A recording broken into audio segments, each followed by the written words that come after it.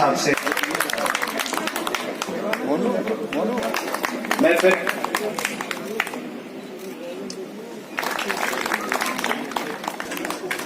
श्री संजय त्यागी ZRUCC member मंत्री। और दूसरी बात जब हुई कि जब ढील पड़ी तो दोबारा से आना पड़ा कि भाई क्या चक्कर है, इतने दिन गुजर गए, कंप्लीट हो जाना चाहिए था, काम क्यों नहीं हुआ। तो जब दूसरी बार आए, आज तीसरी बार उद्घाटन के तौर के ऊपर आए। धन्यवाद करना चाहता हूं मैं निगम कमिश्नर का, इन्होंने पैसे उपलब्ध करवाए। धन्यवाद करना चाहता हूं कि कोविड के बावजूद भी इसके ऊपर काम जारी रहा, जैन साहब का और उनके विभाग का। धन्यवाद करना चाहता हूं आप लोगों की तरफ से, आपके चुने हुए पार्षदों का भी, खासतौर पर सारवान का।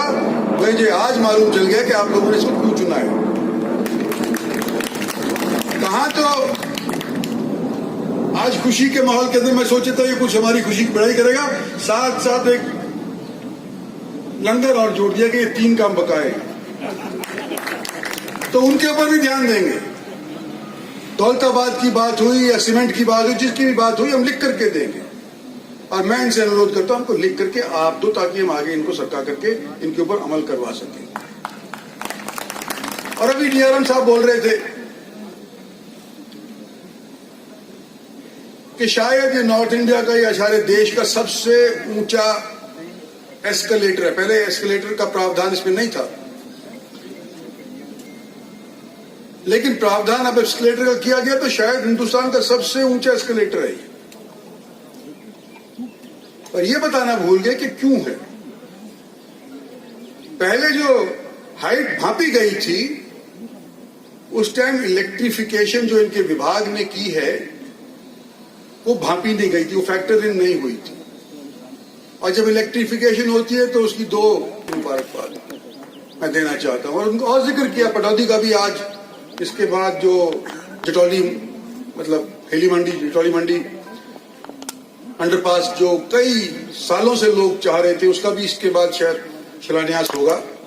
और उनकी तरफ से भी एक आध कोई भाषण देगा तो हम उसकी बात भी सुनेंगे। तो इन्होंने काम बड़ा अच्छा किया है। लेकिन मैं आज पत्रकार बंधु यहां बैठे हैं, आपसे निवेदन करना चाहता हूं कि पिछले कई दशकों से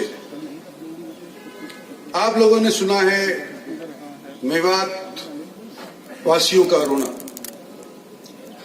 कि जी हमारी जो जिंदगी गुजर गई, कभी रेल में नहीं बैठे, हमारे बीचों बीच रेलवे लाइन कभी गई थी कि नहीं गई थी इसको तुम्हें पता ही नहीं। अंग्रेजों के जमाने से चला आ रहा है कि मेवात को रेल से जोड़ा जाएगा, लेकिन कभी जोड़ा नहीं गया। और जब मैं पहली बार मेवात और गुड़गांव का लोकसभा का सदस्य बना था, तो मैंने वायदा किया था, शायद उससे पहले भी वायदा किया था जब मैं इंदरगढ़ का लोकसभा का सदस्य हुआ करता था, कि अगर मेरा बस चला तो मेरी सिफारिश से अगर काम हुआ तो मैं मेवात को रेल लाइन से जुड़वाने का प्रयत्न करूंगा। और ये 10 साल हो गए, 12 साल हो गए। बीच के अंदर कभी कभी थोड़ी बहुत खुराक मिल जाया करती थी, कभी अनाउंसमेंट हो गया कि गुड़गांव से नू से फिरोजपुर झिरका, फिरोजपुर झिरका से अलवर और उधर पलवल रेलवे लाइन से जोड़ दिया जाएगा। ये अनाउंसमेंट होगी भारत सरकार की तरफ से, भारत के उस टाइम के जो रेल मंत्री थे उन्होंने करी थी।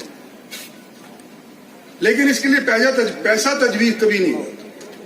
और जब तक माध्यम से ये कहना चाहता हूं मेवात वासियों को कि इसका हेड खुल गया है, गवर्नमेंट ऑफ इंडिया के खर्चे बासे इसके माध्यम से होंगे मेवात की रेल के लिए, इसका हेड खुल गया है। इस अनाउंसमेंट के अंदर हुआ है, जो अभी हाल ही के अंदर बजट प्रस्तुत किया गया है। भगवान ने चाहा तो पास भी हो जाएगा। माली हालत रेलवे की अच्छी खासी बिगड़ी हुई थी, सुधारने में टाइम लग गया। नहीं तो हमारी सरकार इन कामों के ऊपर, जिससे लोग उम्मीद करे हुए थे शुरू से ही, हम पहले ही कर दिए होते। अगर रेलवे की माली हालत सुधारने की आवश्यकता हमारी सरकार के सामने ना पड़ी हुई होती, लेकिन सोच विचार के बाद, माली हालत सुधारने के बाद, अब आने वाले समय के अंदर डेवलपमेंट के कार्य जन सुविधा के कार्य, वायदे करे हुए जो कार्य हैं, मैं समझता हूं जो बकाए हमारे 3-4 साल हैं, इनके अंदर हम मुकम्मल कर देंगे, ये मेरी उम्मीद है।